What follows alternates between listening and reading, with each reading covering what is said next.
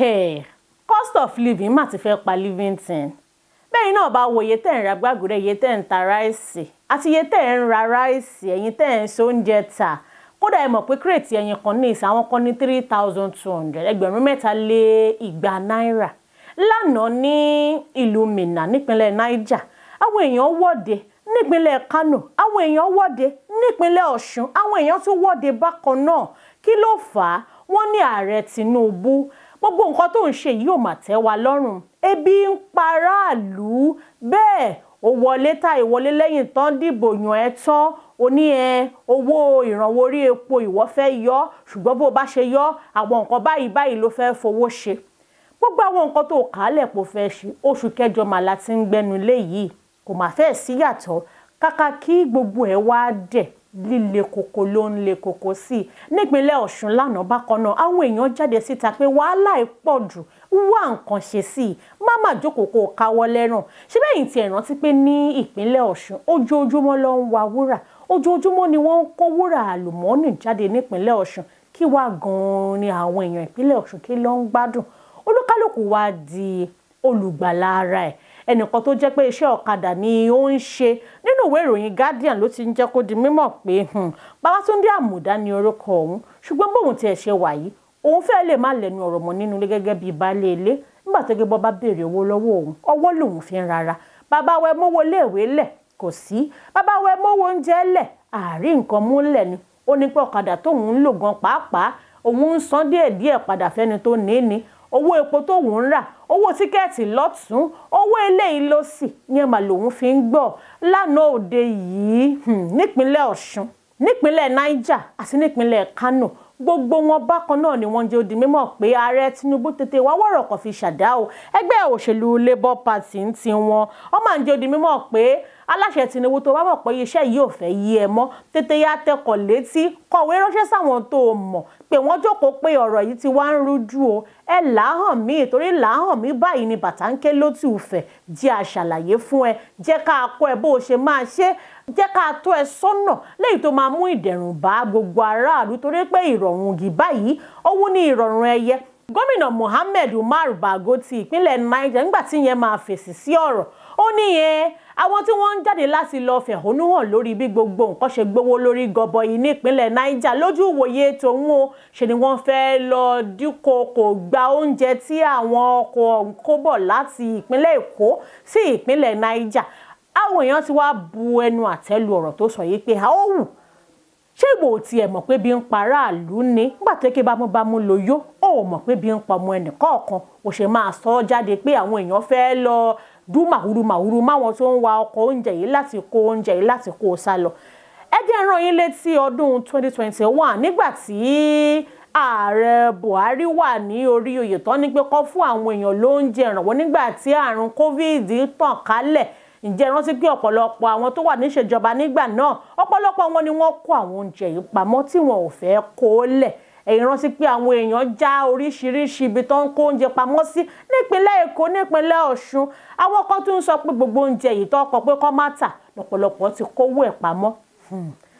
Bẹ́ẹ̀ bá wọ́wọ́rọ̀ kan fi ṣàdá, ó ṣẹ̀ṣẹ̀ ń bẹ̀rẹ̀ ni o, ó máa ń rúgbó bọ̀kẹ́. Bákan náà ni àwọn akẹ́kọ̀ọ́ ní gbogbo orílẹ̀-èdè Nàìjíríà, yẹn National Association of Nigerian Students (NANS), àwọn fún ààrẹ Tinubu ní ọjọ́ 14 láti tètè wá nǹkan ṣe sí i. Bí bẹ́ẹ̀ kọ́, àwọn náà máa bẹ̀rẹ̀ sí ní ṣe ìwọ́de tiwọn bí àwọn akẹ́kọ̀ọ́ bá dẹ̀ sì bẹ̀rẹ̀ sí ní ṣe ìwọ́de. Ẹ̀yin náà mọ̀ pé rògbòdìyàn fẹ́ bẹ́ẹ̀lẹ̀ nìyẹn. Ààrẹ Tinubu pé àwọn tó mọ̀ ẹ jọ jókòó, ẹ ṣe àṣàrò, ẹ mọ̀ ń tẹ́ ẹ máa ṣe sí àwọn aráàlú ń ké tọ̀tàn. Lórí ọ̀rọ̀ tó ní ṣe pẹ̀lú ìgbé ayé ìrọ̀rùn tí oúnjẹ ń wọ́n sí, tí àwọn ọmọ iléèwé gan ké tọ̀tàn pówó iléèwé tí wọ́n jù. Ǹjẹ́ yìí tí ẹ mọ̀ yín lólùfẹ́ ìkànnì Yorùbá Gidi TV pé ní orílẹ̀-èdè wa yìí ẹgbẹ́ òṣèlú All Progressives Congress, èsì tí àwọn máa sọ ni pé gbogbo àwọn tó ń wọ́de yìí, àwọn ẹgbẹ́ òṣèlú alátakò, àwọn ló ń fún wọn lówó láti máa wọ́de lẹ́yìn tó máa ta àbùkù bá ọmọ ẹgbẹ́ àwọn tó wà lórí àlééfà báyìí, ìyẹn ààrẹ Bọ́lá Tinubu. Komookun gan tó wà nínú ọ̀rọ̀ yìí ni pé ṣó yẹ kí wọ́n ronú lọ sí apá abẹ̀yẹn ṣá. Ẹ̀yin náà ẹ wò ó, wọ́n lébi ń paráàlú. Ìgbà tó yọ owó orí ìrànwọ́ epo yìí ni wàhálà ti bẹ́ sílẹ̀. kò fẹ́ẹ̀ sóúnjẹ mọ́, àwọn èèyàn ń fara da ìyà ìṣẹ́ òun òṣì. Bẹ́ẹ̀ ìwọ ó pèsè 1.5 billion naira nínú àbá ètò òṣùná ọdún tó lọ pé ó máa fi ra ọkọ̀ fún iléeṣẹ́ first lady yẹn obìnrin àkọ́kọ́ ní orílẹ̀-èdè léyìí tó jẹ́ pé ìyàwó ààrẹ ni ó léwájú ẹ̀. Bákan náà ni wọ́n pèsè 4 billion naira láti fi tú ilé ìgbé aláṣẹ Tinubu ṣe. Wọ́n tún pèsè 2.9 billion naira bákan náà nínú àbá ètò ìṣúná ọdún tó lọ ní o láti fi tún ilé ìgbé igbákejì ààrẹ ṣe. Ṣé àwọn ààrẹ tó lọ àti igbákejì wọn ẹjọ́ irú tìmùtìmù wo ló fi sùn tí àwọn tó ṣẹ̀ṣẹ̀ wọ ipò ní ìsìn tí wọn ò lè fi sùn?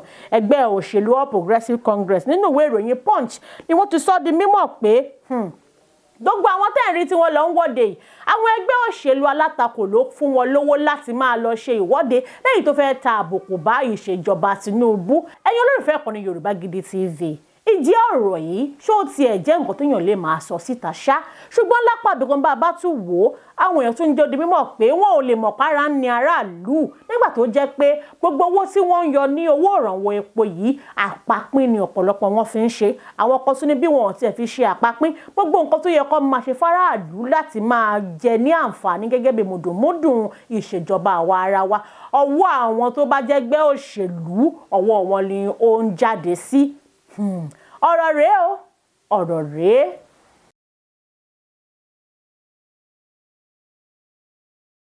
Ẹ̀yin olólùfẹ́ ìkànnì Yorùbá Gidi TV, mo kí yín káàbọ̀ sí ètò Komookun Dámilọ́lá Ayépọ̀lá Ọlọ́runṣẹ̀yẹ lórúkọ mi. Ẹ ṣé bẹ́ẹ̀ ṣe ń fìfẹ́ bá wa bọ̀ láti ọjọ́ yìí wá, ẹ ṣé bẹ́ẹ̀ ṣe ń like, bẹ́ẹ̀ ṣe ń comment, bẹ́ẹ̀ dẹ̀ ṣe ń subscribe sí ìkànnì Yorùbá Gidi TV ní gbogbo ìgbà. Komookun lètò tẹ́ǹtẹ́ sí níbi tá a ti máa yọ Komookun fún yín nínú gbogbo àwọn ìròyìn tó ń lọ jákèjádò orílẹ̀-èdè wa yìí. Ẹ káàbọ̀ lẹ́ẹ̀kan sí ètò Komookun. Ẹ mọ̀ pé ní ìkànnì Yorùbá Gidi TV bétí yín tó bá gbọ́ àlọ́ ààbọ̀ gbogbo ìgbà ni a máa fi tó yín létí. Ṣebí ẹ rántí ọba aláyé kan tí àwọn oníbàjẹ́ onímàdàrú lọ ṣekú pa nínú ilé ẹ̀ ní ìjọba ìbílẹ̀ Èkìtì ní ìpínlẹ̀ Kwara. Ìyẹn olóògbé ọba Olúṣẹ́gun Àrẹ̀mú Kòòlò, ìyẹn oníkọ̀rọ̀ ti kọ̀rọ̀ Èkìtì ní ìjọba ìbílẹ̀ Èkìtì ní ìpínlẹ̀ Kwara tó ń jí ìyàwó ẹ̀ àti èèyàn méjì gbé nínú ààfin gbà tí wọ́n pa aláyélúwà yìí tó rán lọ sí ọ̀run alákejì. Àwọn onímàdàrú ajínigbé yìí wá ń béèrè fún mílíọ̀nù lọ́nà 40 náírà láti ṣe ìtúsílẹ̀ àwọn tí wọ́n jí gbé. Ṣùgbọ́n ìròyìn fi ń tó wa létí láti inú ìwé ìròyìn Guardian pé ìyàwó ọba yìí ni wọ́n ti tú sílẹ̀ pẹ̀lú ẹnìkan. Bóyá wọ́n wá sanwó ìtúsílẹ̀ o bóyá wọn ò sanwó ìtúsílẹ̀ o kò mà sẹ́nikẹ́ni tó ti lè sọ yẹn dájú. Ṣùgbọ́n DSP Tóhùn Èjìrè Adéyẹmí, ẹni tí ó jẹ́ agbẹnusọ fún iléeṣẹ́ ọlọ́pàá ẹ̀ka ìpínlẹ̀ Kwara, jẹ́ kó di mímọ̀ pé lóòótọ́ ni wọ́n ti tú ayaba sílẹ̀ àti ẹnìkan tí ọwọ́ àwọn sì ti tẹ àwọn 13 kan tí wọ́n jẹ́ afurasí tí wọ́n ní ṣe pẹ̀lú ètò ìjínigbé yìí nígbà tí aláyélúwà ti di ẹni tó rán lọ sí ọ̀run alákejì. Ìjínigbé yìí ti wá ń pọ̀ lọ́tún ó ti ń pọ̀ lósì. Bá a bá máa gbọ́ eléyìí wọ́n ti jí ẹnìkan gbé, wọ́n ti pa ẹnìkan, wọ́n ti sin ẹnìkan. Ọjọ́ wo wá ni gbogbo wàhálà yìí fẹ́ dópin ná lórílẹ̀-èdè yìí? Kàkà kó sàn lára àyà àjẹ́, gbogbo ọmọ ló fi ń bí obìnrin jọ. Bí ẹ ò bá gbàgbé ní ọdún 2021 ní abẹ́ àṣẹ ààrẹ Muhammadu Buhari, àwọn kan tí wọ́n wà ní orí alùpùpù bíi 300 agbésùmọ̀mí ni wọ́n ya wọ ọgbà ẹ̀wọ̀n Kùjé ní olú-ìlú ilẹ̀ wa Àbújá tí wọ́n sì tú ọ̀gọ̀ọ̀rọ̀ àwọn ẹlẹ́wọ̀n sílẹ̀. Dísìn ìjẹ́ yìí ti ẹ̀gbọ́ bóyá wọ́n ti dá àwọn ẹlẹ́wọ̀n yẹn padà bí wọ́n dá wọn padà. Bẹ́ẹ̀ ní ìlú tó lọ́ba tó ní ìjòyè ṣó yẹ kí wọ́n dá àwọn ẹlẹ́wọ̀n sílẹ̀ kí àwọn ìjọba má lè pè wọ́n padà pé ó ìparí ẹ̀wọ̀n ẹ máa padà bọ̀. Àwọn ẹlẹ́wọ̀n yìí náà lọ sí wá wà káàkiri àdúgbò, ọ̀pọ̀lọpọ̀ wọn ti padà sínú àwùjọ. Ẹlòmíì ò tiẹ̀ padà lọ sí ẹ̀wọ̀n pé ohun rèé o ẹ̀wọ̀n ohun ò tí ì pé o. Àmọ́ ẹ wá wo oríṣiríṣi màdàrú àti ìdààmú tí làásìgbò yìí ti fà. Bákan náà bẹ́ẹ̀ bá gbàgbé ẹ rántí àwọn kan tí wọ́n ń ṣe deradicalization tí wọ́n ń pè yẹn ní òyìnbó pé àwọn tí wọ́n bá ti hùwà ọ̀daràn sẹ́yìn o wọ́n ti wá sọ pé àwọn ti ronú pìwàdà àwọn ò ṣe bẹ́ẹ̀ mọ́, ẹ máa bọ̀ padà sínú àwùjọ, àṣetán láti gbà yín. ṣé mọ̀ pé ní abẹ́ àṣẹ ààrẹ Muhammadu Buhari ọ̀pọ̀lọpọ̀ irúfẹ́ àwọn Boko Haram yìí ni wọ́n pè padà ní ìsìn báyìí afẹ́rẹ́ lè máa gbọ́ Boko Haram mọ́ bíi ti tẹ́lẹ̀ bandits àti kidnappers òun mà là ń gbọ́jù ní ìsìn bẹ́ẹ̀ bá gbàgbé ìgbà kan rí àwọn ọmọ Chibok àwọn ọmọ Dapchi àwọn yẹn nìkan mà ni wọ́n sọ pé wọ́n ń jí gbé táwa gan-an lẹni tó kàn tó fẹ́ jí gbé báyìí kí aburú ìdààmú àti wàhálà kó má ṣe jẹ́ tiwa àti tàwọn ẹbí wa àwọn tí wọ́n bá dẹ̀ ń dojúkọ irúfẹ́ wàhálà báyìí kọba òkè kó bá wọn sọ ọ́ dẹ̀rọ̀. lórí ọ̀rọ̀ bá ṣe ń jínigbé lọ́tún yìí bá a dẹ̀ ṣe ń gba owó òtúsílẹ̀ lósì ṣe rántí pé àwọn èèyàn kan ti jẹ́ ó di mímọ̀ pé àwọn kan ti rí ìjínigbé àti ìgbà owó òtúsílẹ̀ gẹ́gẹ́ bí okòwò táwọn fẹ́ máa ṣe. ọ̀rọ̀ yìí ló mú mi dé inú ìwé ìròyìn Punch níbi tí àwọn tí wọ́n ń ta ọkọ̀ ayọ́kẹ́lẹ́ ti ń jẹ́ ó di mímọ̀ pé àwọn ọkọ̀ bulletproof tó jẹ́ pé tí ìbọn bá bà á kò sí nǹkan tó fẹ́ ṣẹlẹ̀ sí ọ̀tá yẹn á kọ̀ máa jábọ́ ni ó mà láwọn ọ̀pọ̀lọpọ̀ èèyàn ti ń béèrè pé ọkọ̀ yìí làwọn fẹ́ máa rà báyìí owó gọbọi dẹ̀ ni wọ́n ń ta ọkọ̀ yìí tí wá ń jẹ́ kí owó dọ́là tí wọ́n fi ń ra ọkọ̀ yìí fẹ́ máa di nǹkan tí wọn ò fẹ́ rí mọ́ àwọn wo ló fẹ́ ra ọkọ̀ bulletproof ṣùgbọ́n àwọn tó lówó ló fẹ́ rà á ìtumọ̀ ẹ̀ ni pé àwọn tí ń lùlù bámúbámú làwọn yọ ọmọ pé bí ń pọ ọmọ ẹnìkọ̀ọ̀kan kójú má rí bí gbogbo ara lòògùn ẹ̀ làwọn fi ń ṣe ìtumọ̀ ẹ̀ ni pé ẹni bá yára lòògùn ń gbè àwọn ti fẹ́ lọ ra ọkọ̀ bulletproof níbi tí àwọn aráàlú ti ń ké tọ̀tàn pé ẹ gbà wá ń tó yẹ kẹ́ ẹ ṣe ẹ má ṣe báwọn bá ra irúfẹ́ ọkọ̀ bulletproof ibo ni káràlú ti rówó ọkọ̀ bulletproof níbo ni kò ti rí ibo ni kò ti rìnnà pàdé ọkọ̀ bulletproof nítorí pé owó dọ́là tó wà láàárín 70,000 àti 40,000 ìyẹn $40,000 to $70,000 owó mà ni wọ́n ń ta irúfẹ́ àwọn ọkọ̀ bulletproof yìí táńtọ́ lọ́hun tó jẹ́ àgbẹ̀ ló ń ṣe táńtọ́ lọ́hun tó jẹ́ pé ó ń lo oko lọ ra nǹkan ni táńtọ́ lọ́hun tó jẹ́ pé ata ló ń tà àbí òṣìṣẹ́ ìjọba tí owó ò tiẹ̀ ju $50 níbo ni kò ti rówó bulletproof ìtumọ̀ ọ̀rọ̀ yìí tó jẹyọ láti inú ìwé ìròyìn Punch ni pé àwọn tó jẹ́ adarí àwọn tó jẹ́ olówó àwọn tó jẹ́ alẹ́nu lọ́rọ̀ láwùjọ mà ló ti ń fẹ́ dọ́gbọ́n ara wọn nígbà tí ìjínigbé ti wá fẹ́ pọ̀ jù àwọn tí wọn ò lè ra irúfẹ́ ọkọ̀ yìí níbo ni kò ti bẹ̀rẹ̀ ìgbésí ayé wọn ọ̀rọ̀ lẹ ti ń gbọ́ yìí o Komookun máa lè tó níkànnì Yorùbá Gidi TV ẹ máa bá wa ká lọ. ní ìpínlẹ̀ Jigawa ẹgbẹ́ òṣìṣẹ́ Trade Union Congress àti ẹgbẹ́ àwọn òṣìṣẹ́ Nigeria Labour Congress wọ́n sì fárígá wọ́n ní láyé àwa kọ́ ló ń bá wí o wọ́n ní láyé fún àbàdà tí wàá máa kọ́ ló ń sọ yìí báwo ló ṣe máa sọ pé ìwọ gẹ́gẹ́ bíi gómìnà ìpínlẹ̀ Jigawa 10,000 ni ìwọ fẹ́ fi ṣe owó ìmúpadàbọ̀sípò owó ìrànwọ́ epo tí wọ́n ń yọ 10,000 kí gan ló fẹ́ ká 10,000 kí gan ló fẹ́ rà fáwọn òṣìṣẹ́ ṣé 10,000 òun ni ìwọ yọ sílẹ̀ fún àwọn ìgbìmọ̀ tẹ́ẹjọ́ ń ṣiṣẹ́ ṣé 10,000 ni ìwọ yọ sílẹ̀ fún ara gẹ́gẹ́ bíi gómìnà àwọn aláṣẹ àti akọ̀wé ẹgbẹ́ TUC àti NLC ẹ̀ka ti ìpínlẹ̀ Jigawa ni wọ́n ti jẹ́ kó di mímọ̀ pé bí ọ̀rọ̀ yìí ṣe ń lọ yìí kí gómìnà ìpínlẹ̀ Jigawa mọ̀ pé àsìkò ń bọ̀ láti bẹ̀rẹ̀ ìyanṣẹ́lódì nìyẹn nítorí pé 10,000 ò tiẹ̀ lè ṣe nǹkan kan àti pé àwọn wo gan ló bá jókòó àsìkò wo gan ló jókòó tí wọ́n fi mọ̀ pé àkókò ti tó fún òun láti mọ̀ pé 10,000 lòun fẹ́ fi máa san fún owó ìmúpadàbọ̀sí ipò lẹ́yìn tí wọ́n ti yọ owó ìrànwọ́ owó epo wọ́n ní àìfinipeni àìfi èèyàn pé èèyàn ló ń jẹ́ kára oko sọ́bà ń tẹ́wọ̀lú bí gómìnà ìpínlẹ̀ Jigawa bá mọ rírì àwọn òṣìṣẹ́ tó dẹ̀ mọ̀ pé òṣìṣẹ́ gan ló ń pawó tí àwọn ná ní ìpínlẹ̀ Jigawa lẹ́yìn owó tí wọ́n ń gbà lọ́wọ́ ìjọba àpapọ̀ lóṣooṣù kí wá gan ló yẹ kó ṣe ẹ̀yìn inú ẹ̀wọ̀ 10,000 èló ló ń ta abọ́ ìrẹsì kan èló ló ń ta ke gàárì kan irúfẹ́ àwọn ẹni yìí níyàwó ńlé wọn lọ́kọ ńlé wọn lọ́mọ wọn lẹ́bí wọn lára 10,000 kí gan ló fẹ́ ká bọ́pọ̀lọpọ̀ bá ti yọ owó epo bọ́pọ̀lọpọ̀ bá ti yọ owó ata yọ owó ẹran yọ owó epo bẹntiró èló gan ló fẹ́ kù ìròyìn yìí ló jáde nínú ìwé ìròyìn Daily Post tí ó jáde lójúmọ́ ìní. ìjọba àpapọ̀ orílẹ̀-èdè yìí ó mà ti jẹ́ ó di mímọ̀ pé gbogbo ìfẹ̀hónúhàn lọ́tún nípínlẹ̀ Ọ̀ṣun nípínlẹ̀ Kánò nípínlẹ̀ Niger gbogbo ẹ̀ mà ni ó jẹ́ nǹkan tó ń dùn àwọn náà lọ́kàn ọ̀rọ̀ yìí ló jáde lẹ́nu mínísítà Wálé Ẹ̀dùn ẹni tó jẹ́ alákòóso fún ọ̀rọ̀ tó ní í ṣe pẹ̀lú ètò ọrọ̀ ajé àti bí a ṣe ń ṣe àgbékalẹ̀ ètò ọrọ̀ ajé lórílẹ̀‐èdè Nàìjíríà.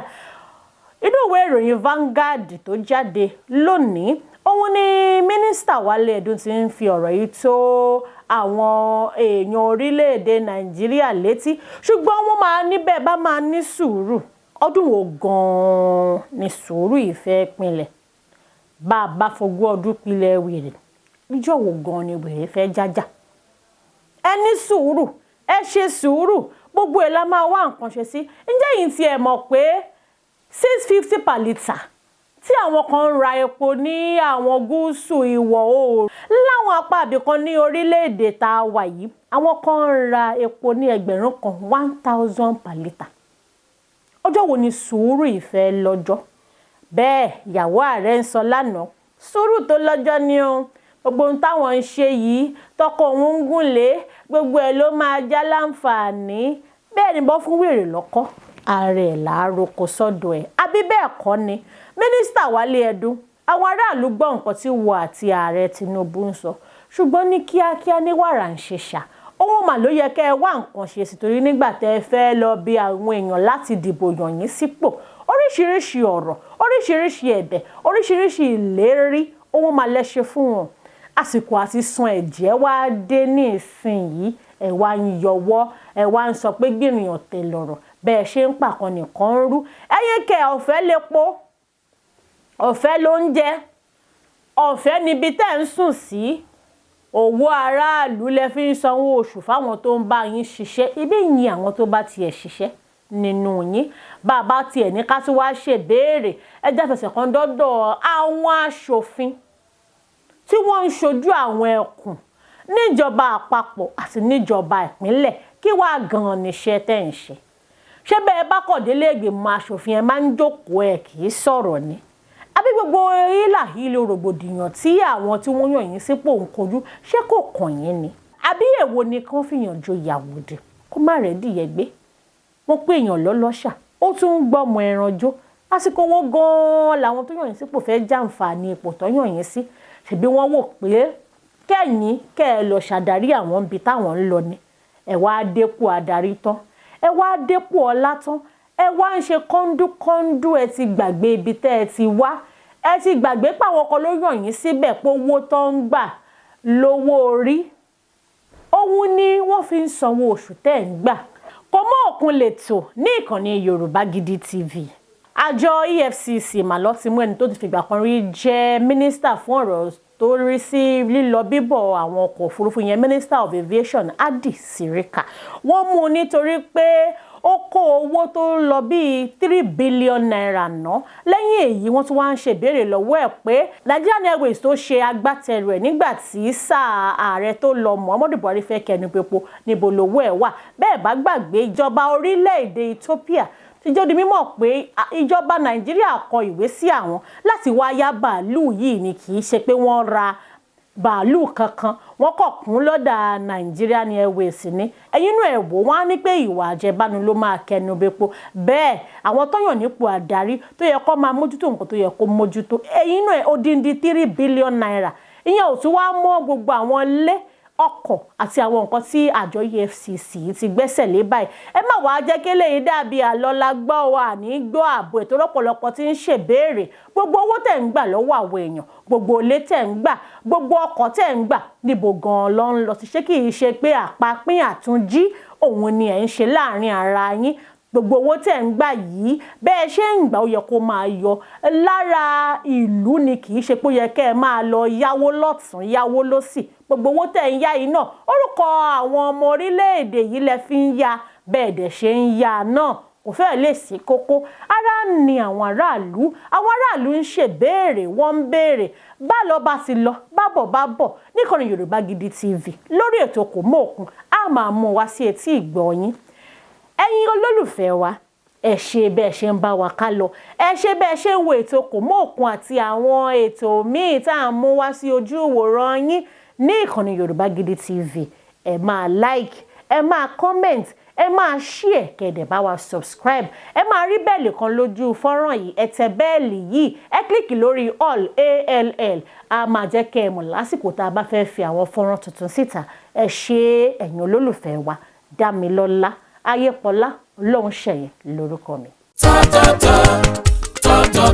Top Farm Foods, àwọn oúnjẹ tiwantiwa aṣara lóore. Top Farm Foods ń ṣara lóore. Yam flour, ìyẹ̀fun iṣu gidi, unripe plantain flour, èlùbọ́ ọ̀gẹ̀dẹ̀ àgbagbà, beans flour, èrè gbẹrẹfun, rice flour, ìrẹsì oníyẹ̀fun tá a fi ń ro túwó, yellow pap, ògì pupa onígbẹrẹfun, gàrí ìjẹ̀bú tó kan dáadáa, tó fi dórí smoked catfish, ẹja àrọ̀ gbígbẹ. Lábẹ́ ìmọ́tótó ni Top Farm ń ṣe gbogbo ẹ̀. Ó sì ṣe déédéé ibikíbi lágbàáyé ló níwọ̀n jíwọ̀n 1 kg, 2 kg, 5 kg. Top Farm Foods wọ́n wuyì wọ́n gbayì tó ń tí òun tẹ NAFDAC lára wọn. Bẹ́ẹ̀ sì ni 100% natural la ṣe gbogbo ẹ̀ jáde láti iléeṣẹ́ Top Farm Foods tó kalẹ̀ sí Industrial Development Center IDC Ibeshi Road Ikorodu Lagos Nigeria. Àwọn alágbàtà jákèjádò orílẹ̀-èdè Nàìjíríà tó fi dórí àwọn African stores ilé ìtajà oúnjẹ ilẹ̀ wa lókè òkun. Ẹ pè 0706 216 6771 tàbí 0802 721 0222. Website www.tff.com.ng. Top Farm Foods. Think food. Think us.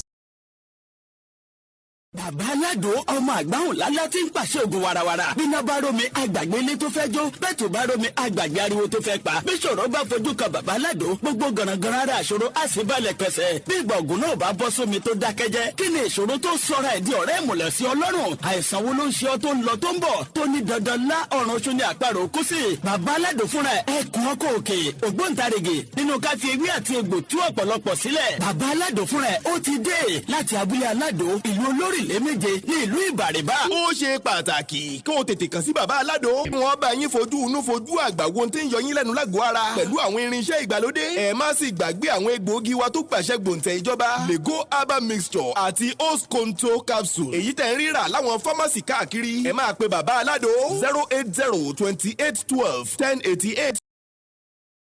Masali kauribaya kasaidaya gaba. Gbọ́rọ̀ àṣẹ látẹnu mi. Ìwọ tó lè ṣàmì lórúkọ Jésù, ọ̀dájú ogun tó ní tòun bá rẹ́yìn òun ò ní padà. Lórúkọ Ọlọ́run bàbá tọmọ tẹ̀mí mímọ́, iná Ọlọ́run kó jó dànù. Orúkọ mi ní Prophet Ṣólóyè Táíwò, bàbá orí òkè àṣẹ àtagbára. Látorí òkè àṣẹ àtagbára tó wà ní Gbẹ́ńkú area, Olódó garage nílùú Ìbàdàn. Máa sádàlí kàfà gbọ́ọ̀rọ̀ Olúwa, ọ̀dájú ènìyàn tó ń bá ọ rìn tó lóhùn ní jẹ́ kó rógòlù láyé, irú ẹni bẹ́ẹ̀ lórúkọ Jésù idà ọ̀run kó gé wọn dànù. Wòmísà, Olúwa rán mi sí ọ̀pọ̀lọpọ̀ àwọn ènìyàn. Kí ni t'Olúwa dẹ̀ fi rán mi sí ọ? Òun náà ni pé má sọ ìrètí nù. Dádì àti mọ́mì jọ̀ọ́, mo bẹ̀ ọ́, ó lè ti gbàdúrà lóòótọ́, ó lè ti gbààwẹ̀ lóòótọ́, ó lè ti lọ oríṣiríṣi orí òkè lóòótọ́, ṣùgbọ́n sá Olúwa ní kí n sọ fún ọ pé gbogbo ohun tó ń béèrè tó ti rí yẹn má sọ̀rọ̀ ìtínú. Tó bá ṣeé ṣe, oh my God, tí Jésù bá lè jí Lásárù òkú ọjọ́ mẹ́ta, òkú tó ti kú fún ọjọ́ mẹ́ta tó ti ń rùn táwọn èèyàn ti ń wò pé báwo làwọn ṣe fẹ́ ṣe, tí agbára Ọlọ́run bá lè jí òkú yẹn dìde, gbogbo ohun tí wọn náà ń lé tó dàbí pé kò tí tẹ̀ ọ́ lọ́wọ́ máa sádàlíkàbà. Olúwa ló máa ṣe fún ọ. Gbọ́ mi sà, ṣégbéyàwó tiẹ̀ gangan òun ló dàrú ni? Oh my God, ṣé iṣẹ́ lòun wá tó ò tí ì rí? Masadali kaparibaya kasaidaya. Ṣé ìgbéga ló ń wá lẹ́nu iṣẹ́ tó ti rí? Kí ló ń tó ti ń dààmú káàkiri? Ṣọ́mọ tó ti ẹ̀bí ló ń fún ọ ní wàhálà ní gbogbo ìgbà tó ti lọ káàkiri tó dàbí pé ò tí rí ọ̀nà àbáyọ. Olúwa ní kí n sọ fún ọ pé má sọ ìrètí nù.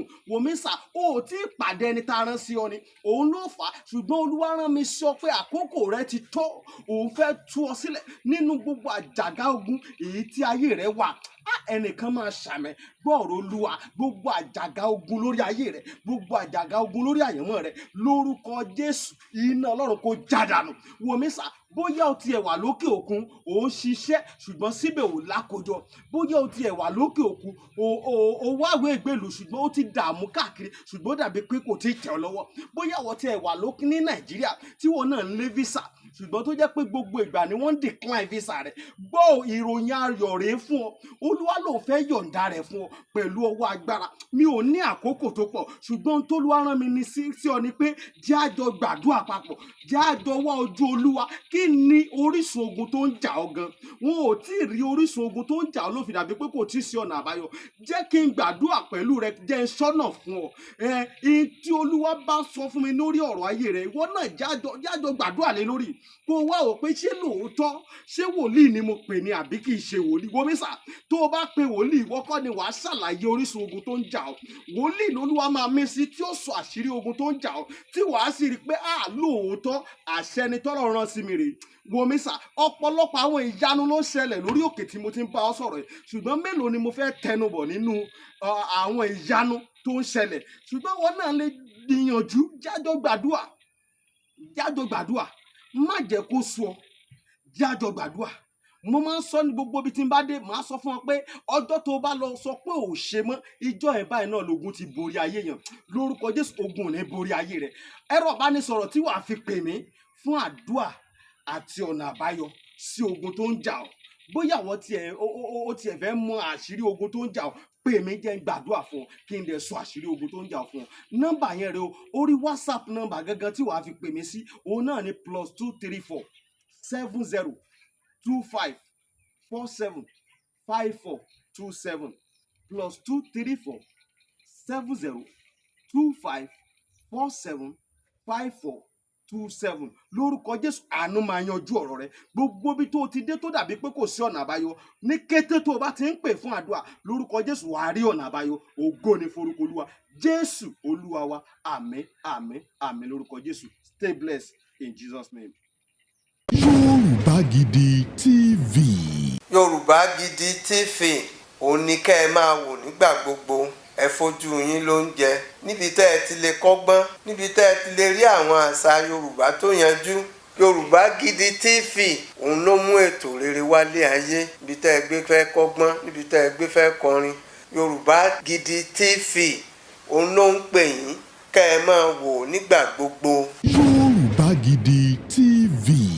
Ibi tá a ti ń fún yín láwọn nǹkan tẹ́ ẹ fẹ́, àwọn nǹkan tó ṣàǹfààní tó yẹ kẹ́ ẹ máa wò nígbà gbogbo, nígbàkigbà. Ìbẹ̀lẹ̀ wà yìí, máa subscribe sí, tẹ subscribe sí. Yorùbá Gidi TV.